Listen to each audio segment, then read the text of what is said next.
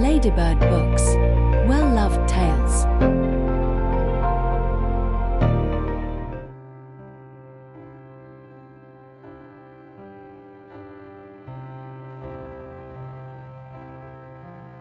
Once upon a time, there was a goat who had 7 little kids.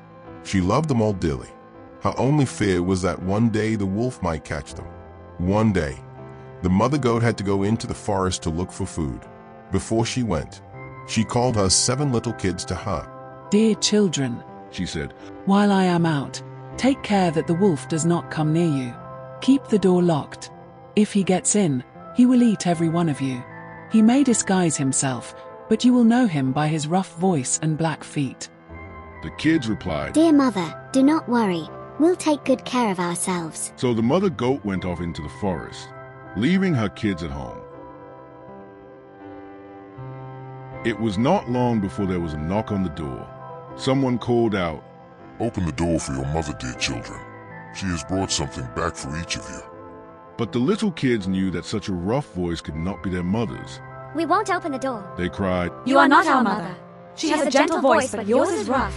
You are the wolf." Then the wolf went to a shop and bought himself a lump of chalk that he ate the whole of it, hoping to make his voice soft. He then returned to the house and knocked on the door.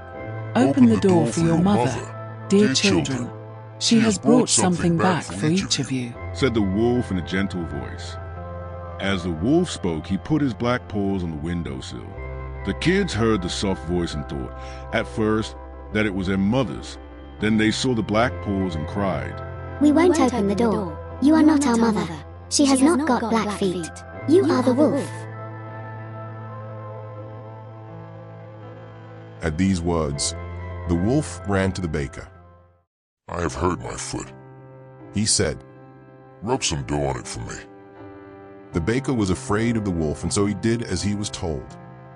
Next, the wolf ran to the miller. "Sprinkle some flour over my foot for me," he said. The miller thought to himself, "The wolf wants to deceive someone." so he refused. At that the wolf said, "If you do not do as I tell you, I shall eat you." Then the miller was afraid, and he sprinkled flour over the wolf's foot. For the 3rd time, the wolf returned to the goat's house and knocked on the door. "Open the door, dear children, for your mother," he said. "She has brought something back for each of you."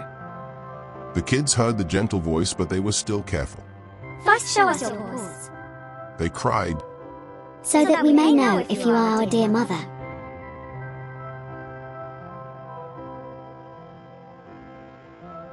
The wolf put his paw on the windowsill. When the kids saw the white paw, they thought that it was truly their mother.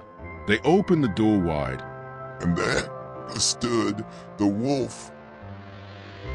The kids were terrified and ran to hide themselves. One ran under the table.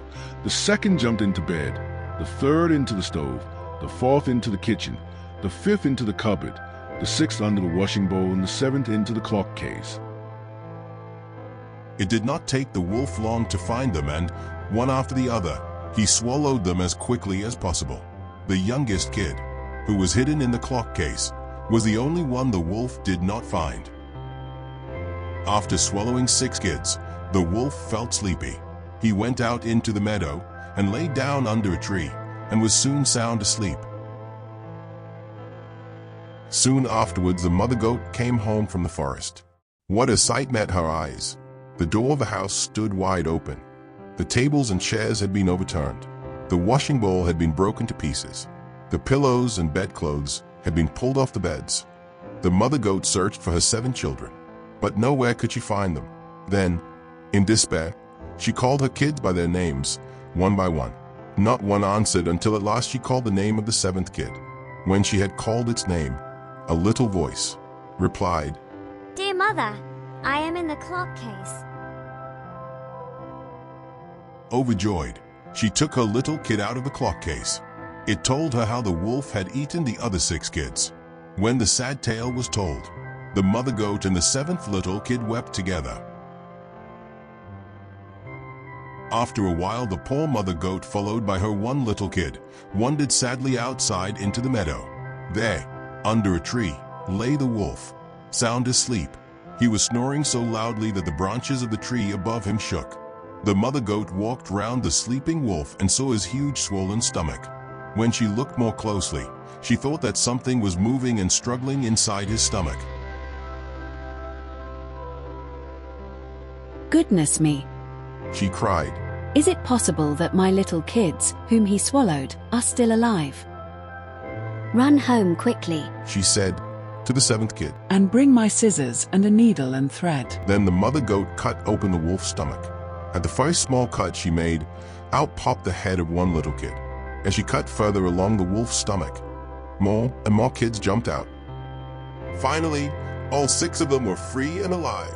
Not one was hurt, for, in his greed, the wolf had swallowed them whole.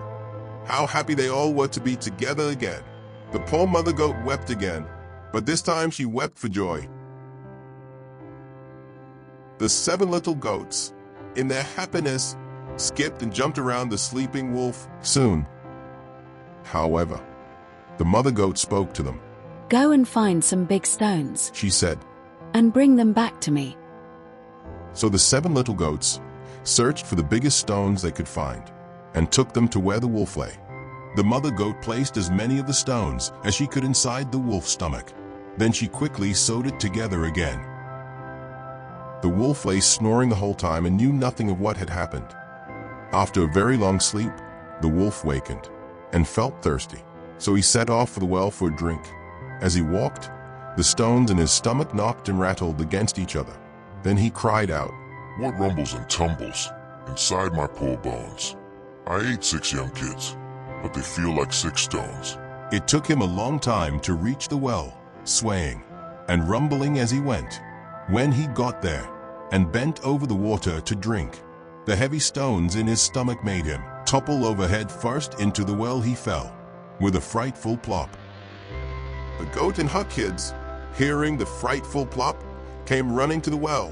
When they saw that the wolf had drowned, great was their joy.